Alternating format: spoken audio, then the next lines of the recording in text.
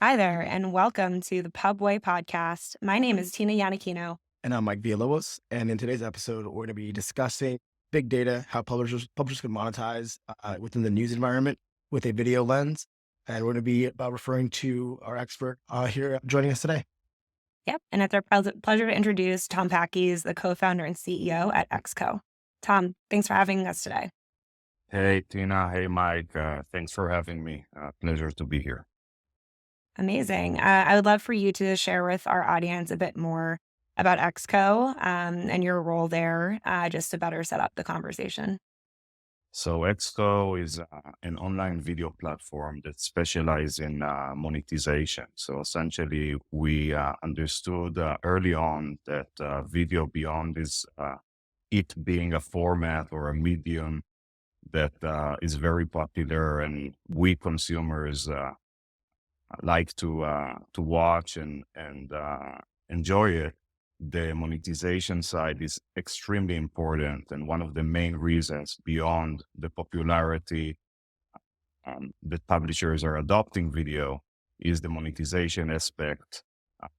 So we tied the two and essentially are giving a full-blown solution from hosting, streaming the videos to monetizing them in the best way possible using, I wouldn't say AI, but I would say machine learning capabilities that we invested a lot in and seeing fantastic results. Amazing. Yeah, it's definitely not the year of AI. Yeah, literally It's every yeah, conference and panel. yeah, AI is a bit overused, even though with recent developments, ChatGPT and so on, we're getting close to maybe saying artificial intelligence and getting that, but machine learning and statistical models are still not yet employed by our industry as much as it could, and we're very happy to lead that front. Amazing. So yeah, I'd love to kind of dive in and acknowledge that like several ad tech companies we are working with, we know that XCO was founded and also has a large presence out of Tel Aviv. With the recent events happening there, can you tell us a bit more about just how your employees and loved ones are doing in the situation? Yeah, so we all know what happened on the 7th of October and also everything that happened since. First of all, let me start just by saying that I hope for peace. I want everyone from every side, not only in the Middle East, but all over the world to live peacefully in prosperity. And, it's crazy that in 2023, uh, uh, we need to deal with things like that. I would say that, the impact on Israelis, whether they're, and specifically in our company, whether they're Jewish, Israeli Arabs, Muslims, people that came from Germany, from the US. So we have a big group of people that came from all over the world. They're currently, trying to be safe, I guess, while missiles still fall on them, and there is a real worry of terrorists still roaming in the country. But one of the things that and it's all over the news, I guess. So I won't elaborate too much on that. But one of the things that is actually top of mind for me and others right now is the anti-Semitism we're seeing all over the world. And honestly, it's we're very worried and quite fearful and scared of what we're seeing from in New York. Where I'm based, we're seeing college students remove pictures of kidnapped babies.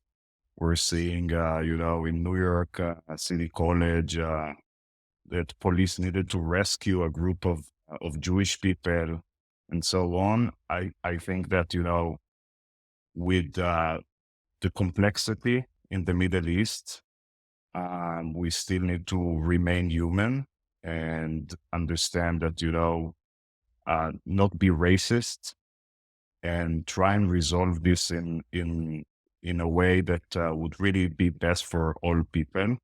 Um, with respect to our industry, a lot of advertisers are steering clear or trying to steer clear from current events or anything in the news that may jeopardize them in the way they want to be seen. What's your advice to brands, agencies, or just media buyers in general when it comes to buying against news and current events as they are today or in the future?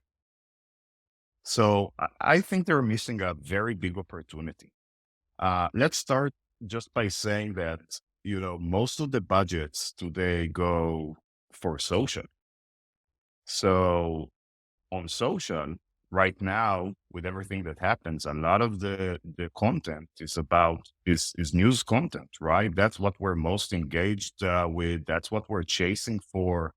Uh, and the budgets, the campaigns are running there, and everyone is happy. Probably, the impact. I would claim the impact is even higher. I would say the performance are even better. So it's surprising, almost that the open web, the websites, the journalists are getting different treatment by brands than the budgets on social. And what's more interesting than news, and what's more engaging than news, right? So I think that's the right place that brands should be at. That's where the most engagement, most attention, most memorable place to be in, and it's definitely underutilized, and I guess for reasons we'll discuss soon, not being utilized. Yeah, for sure. And I feel that for the brand side, the choice or the intentional choice to not show up against powerful moments, actions speak louder than words because those dollars could help drive more editorial reach and impact. But it's hard when the dollars don't follow. So I definitely think it's a missed opportunity to not take it more seriously and look to change how we are approaching it in general. And I mean, as we know, like a lot of advertisers clearly want to steer clear of about news content in general. Um, do you have any thoughts on kind of the common concerns or fears that advertisers might be thinking about, especially during a news cycle like we're in right now? Is that presumed risk real? So, I split I guess, simplifying it, I'll split the reasons to two. One would be opinions, uh, and, a view from my colleagues and peers, right? What does it mean if I now advertise on a specific website? Does it mean I'm now supporting that website? What does it mean about you? Right? You even mentioned in the way you asked the question, you said there is a higher value of supporting journalism. I think most definitely, but maybe I hope it's not, controversial. But it's first about the business impact, right? Let's first prioritize the business impact, and then ask which kind of values I'm supporting and so on. And I think a lot of the decisions currently made in our industry come from what will other people think about me, and not necessarily from business perspective. The IAB issued a research that showed that actually being advertising within news actually is so much better. So I don't think that, for the reasons of what will other think about me, I don't think business has anything to do with it, and quite the opposite potentially, because that's what research shows.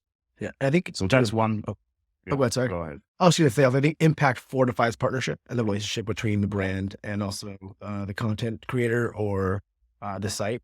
Um, there are a lot of ways to fortify that impact. It can be viewed through time on site. It can be viewed through page depth, whatever, or the amount of pages someone has read. Um, I guess, how do you see that relationship between a content provider or a website or a publisher getting stronger with a brand? How does that evolve in the future? And what do the two sides need from each other to take that next step forward to increase the impact, to your point, and also just general investment? So, and it also touches the previous question in the sense that if we prioritize business impact, then that's how we should measure it. So a lot of the ways we measure or ask whether I want to advertise right now on a specific news publisher or not, the question is unfortunately not whether it's going to bring the impact that I want, but what does it mean about me? What does it mean about the brand and so on? While I think that's one of the things that need to change. The relationship needs to be much more transparent in terms of what's the KPIs of the campaign, what's the KPIs of the targeting. And I think it's the publisher's responsibility to help the brand achieve their marketing KPIs while also catering for their audience. And I think that's what's unique. And I think it's the brand side needs to be a bit more respectful to the fact that if there is a website that potentially publish news that maybe they find they less relate to, it still doesn't mean that the campaign wouldn't work, and it's being respectful to their audience. Don't block a website because of the content per se, because there is obviously an audience, a big group. Otherwise, it wasn't even a consideration. There is a big group of readers that value that content and find it interesting. And I think it's, if we live in a free country and we support pluralism, then there is no reason why we shouldn't advertise there. Totally. Yeah, and I mean, like you just said, there's definitely some challenges, but there's also opportunities for publishers specifically as it relates to increasing monetization and engagement from their audience amid a ton of newly evolving regulations around AI and consumer data privacy. Could you provide some examples of innovative strategies or maybe even technologies too that publishers can leverage thoughtfully to be successful in this very complex landscape that we're in? Yeah. So um, um, I think the first thing would be on the brand side. I think the brand needs to adopt better tools to know where they are running. We're trying to simplify. So we know there is a lot of discussions about MFAs and news and negative news and so on. And the tools that we're currently using are too rough. They're not accurate enough. And that's a problem. That's a problem to the open web, to the internet itself. And it's a problem to brands of not reaching all the audiences that they should and could. And AI can solve that. I think AI is the best way to better know where you're running, what type of content is it, semantically, what does it mean? Keywords don't mean anything. Let's be honest. I mean, so AI is definitely the solution to that. And I think, potentially brands need to invest in it, but also publishers uh, should invest in it. Another thing, it's, it's a bit funny, but I think, AI, the best, one of the best use cases for AI is to recognize AI. So I think, that definitely we should employ that because in a couple of years, I think we wouldn't be able to know whether what we're reading was written authentically by a journalist, a writer, an editor. And it doesn't matter if they used some tools to help them, but whether a human was involved in writing this piece or it wasn't. And I think publishers should already, in a way, united needs to address that because I'm sure that that's going to be the next trend If now it's MFA, the next thing, I don't know to give it a title yet, but would be let's not advertise on AI content. There's always something to bring up or to poke fun at. So I'm sure we'll find the next trend in the next couple weeks, to be honest.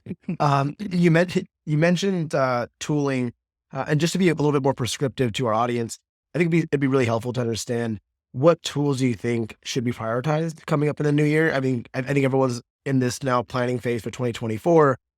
So getting your insight into what publishers should look at from a monetization view of look at these 2 or 3 tools going into 24 to better monetize or just to better amplify your productivity. That'd be super helpful. We don't need to call anybody out by any means, but just I think in the general realm, that'd be super helpful. Okay, so generally, I think the maybe the title for everything I'm gonna say is adopt technology. I think publishers for too long, and definitely, the value to the consumer is the content, but publishers for too long didn't realize they actually needs to be converted into tech companies, sort of startups, and adopt that innovative thinking and what can we do more, what can we adopt.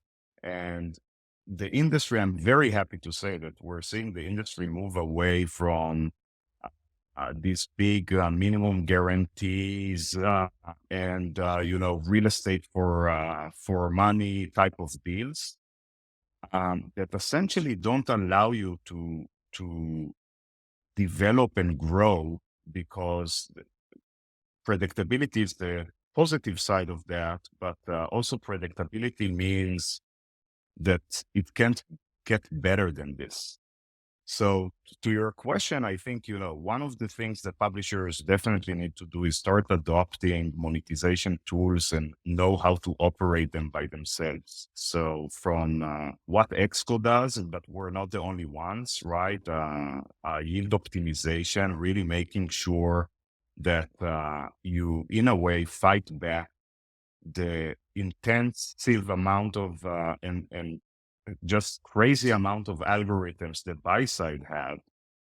Publishers need to have their own. So monetization tech from display yield, native yield, video yield, and so on. That's one thing that publishers definitely need to do. To AI tools to help them write, reduce cost, fact check, and essentially do tasks for the editorial team that currently is manual and labor intensive. And the third is try and explore new audiences or places you can reach new audiences. I think today each publisher is a sort of a closed garden to itself, and there is a lot of room for collaboration.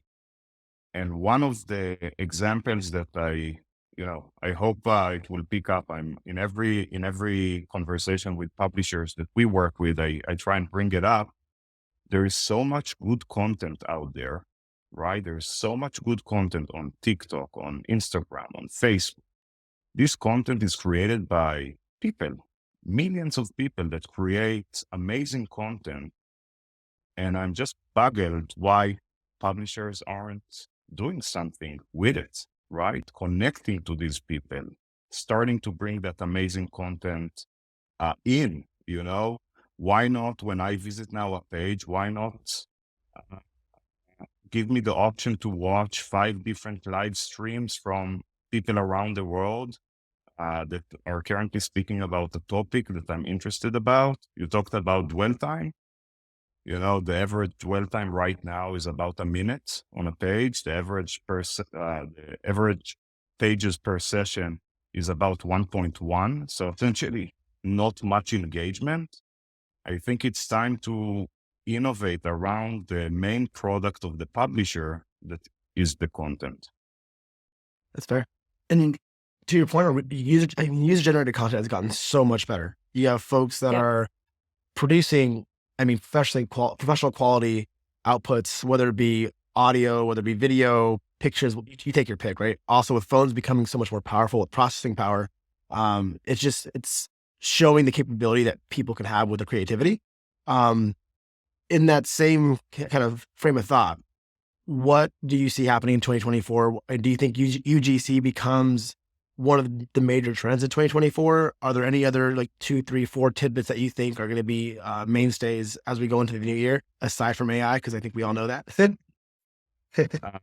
I hope, that's so, there is, I don't know if it's a prediction or hope, um, but that's what I hope for. Because and also the term UGC, that's a term I think belong past. I don't know what's not UGC nowadays, and why even a lot of the writers that work at the newspaper also themselves write on social platforms.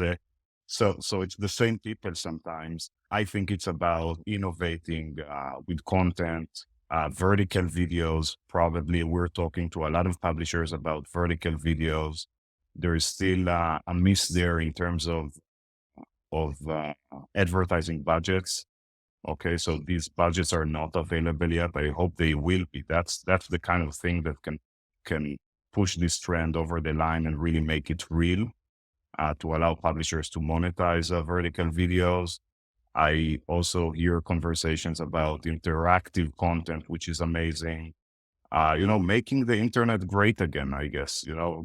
All these social platforms came, innovated, and it seems to work. So I think publishers definitely need to do that. I would say in 2024, maybe you will have a deja vu moment, but the cookies going away, cookieless environments, it seems like it's going to happen in 2024, and it's a major thing. And I hope no one really knows the impact of that. We're all getting ready, with identity solutions and contextual targeting and so on, but no one really knows the impact. And from that perspective, on the publisher side, obviously, anxiety is the main theme. But on the advertising side, I think the anxiety should be higher, so it's, I'm not sure what's the plan over there, because that's a big deal. That's a big change that, uh, that would, I believe, mostly would impact advertisers and less publisher.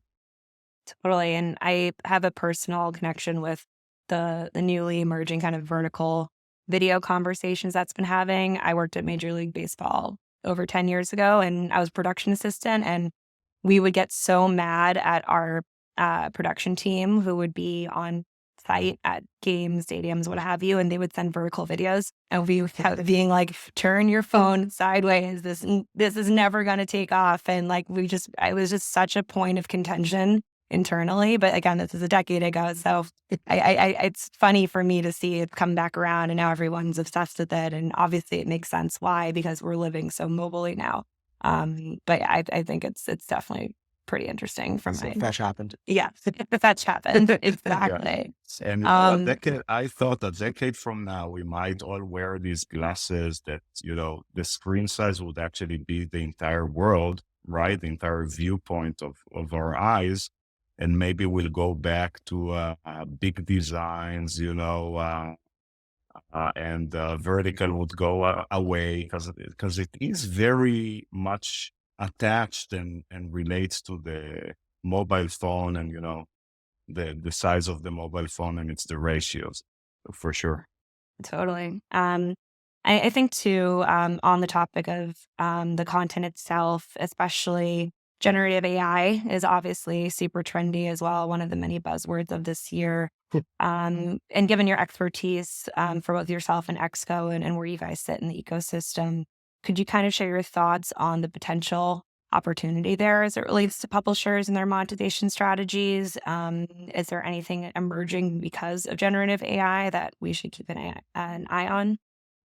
So, there is I would say there is the obvious, right? It's much easier now to write a piece. It's much easier, to collect information from the internet in a way that takes much less time, even though, not highly recommended today, but let's assume that in a couple of years it would get to a point where uh, it would be more accurate, and there won't be the crazy misses that we have right now. But I think on the video side, it's really interesting.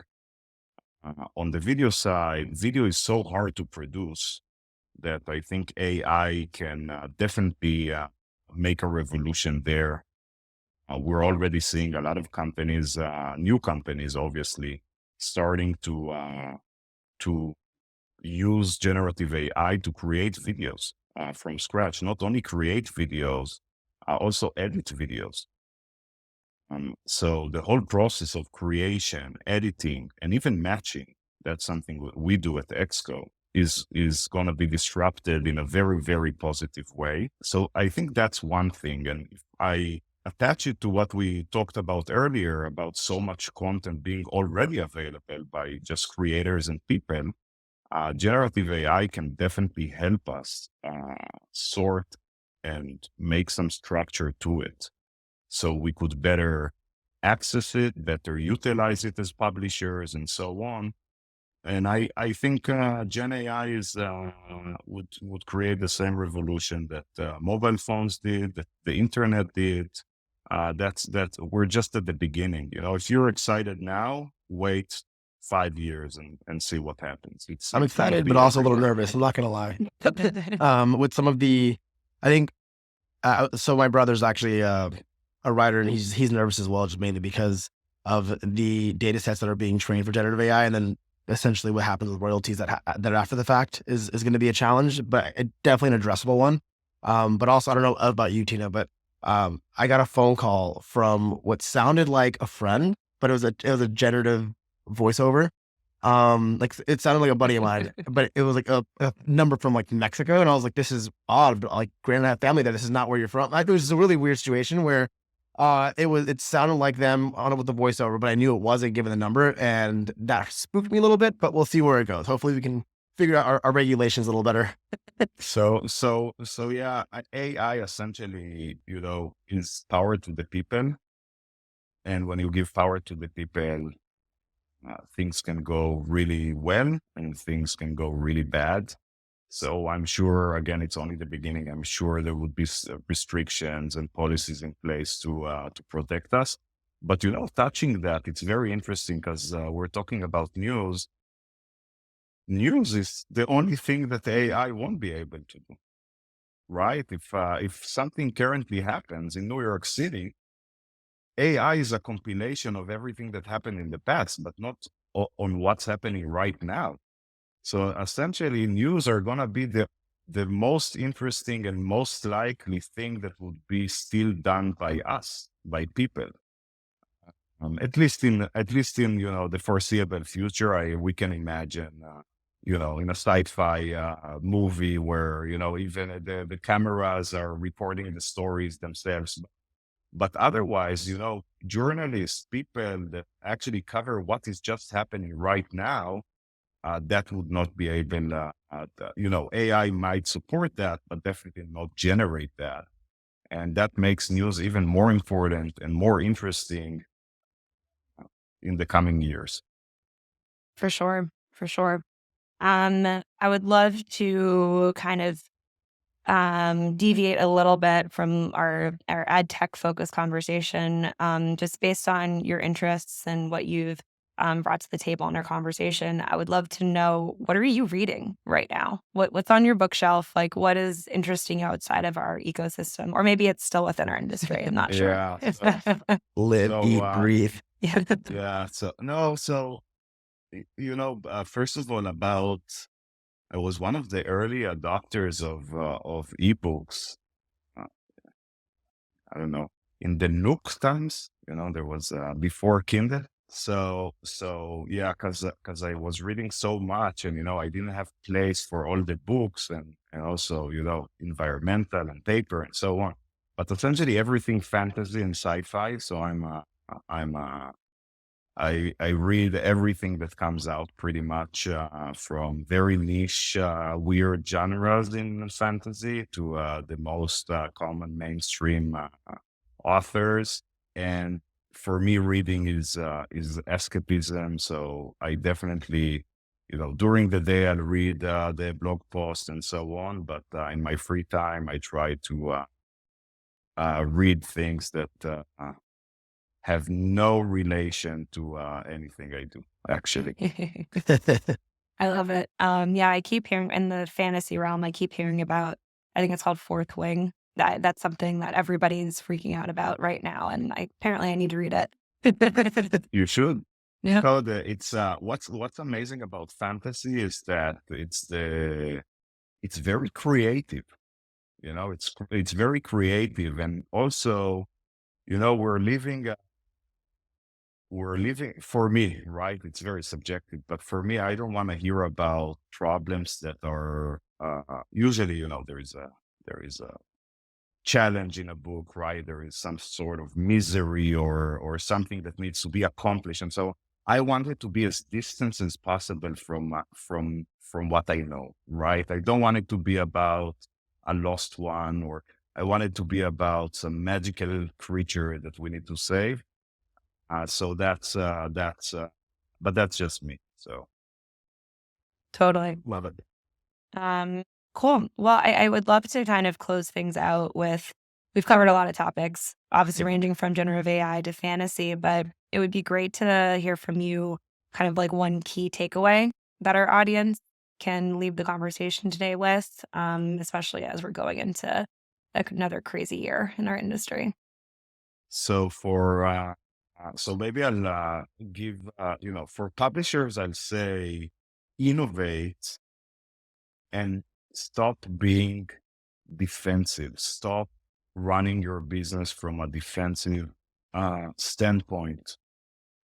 Search and social algorithms will change, and trying to only keep what exists and what, last year's revenue is basically a way to bleed out year after year. So I would, the takeaway would be for publishers to really be bold and think of how to grow and how to be big and how to collaborate, less than being defensive as they are right now. And for advertisers is to understand their role in the open internet, and in pluralism and in democracy, and really be minded that, their decisions really shape the world, and be minded to that it's a big responsibility, and, creating these lists of who's good and who's bad, who to support and who to not support, it's a dangerous path, and take the decisions based on your business needs first. And I think that would shape the industry that would be healthy and sustainable for the long term. Love it. Makes sense. Absolutely. Well, this has been wonderful. We've loved speaking with you today, and I definitely learned a lot and excited to see where the next wave of innovation is going to come from. And I think there's a lot of strong players like Exco who are helping to lead the charge for publishers. And yeah, it's been great talking to you, Tom. Nice to meet you officially as well. Great meeting you, and thanks again for having me, and have a wonderful day. Chat soon. You too. Thank you. Take care.